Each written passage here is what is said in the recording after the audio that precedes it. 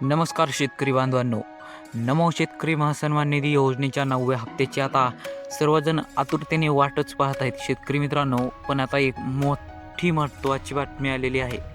Social मीडियावर 15 August रोजी 4,000 रुपये एकत्र जमा होणार याची माहिती येत आहे. शेतकरी मित्रांनो, चला आपण संपूर्ण माहिती बघूयात की नेमकं काय आहे.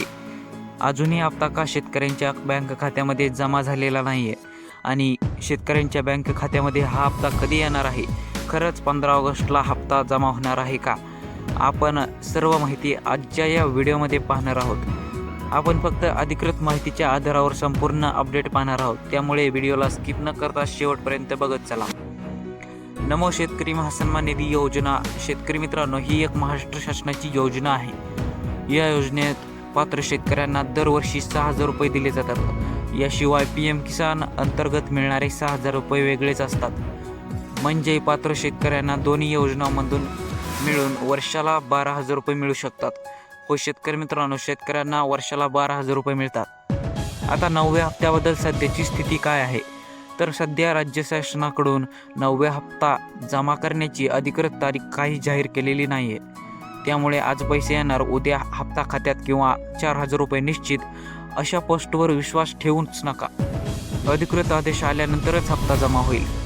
शेतकरी मित्रांनो, आता कोणत्या कारणामुळे तुमचा हप्ता अडकणार आहे, जर तुमचा हप्ता आला नसेल तर खालील कारणे असू शकतात. आधार क्रमांक बँक खात्याशी लिंक नसणे, बँक खाते चुकीचे असणे, KYC पूर्ण नसणे, लाभार्थी माहितीमध्ये त्रुटी असणे, जमिनीच्या नोंदी किंवा इतर कागदपत्रामध्ये विसंगती असणे.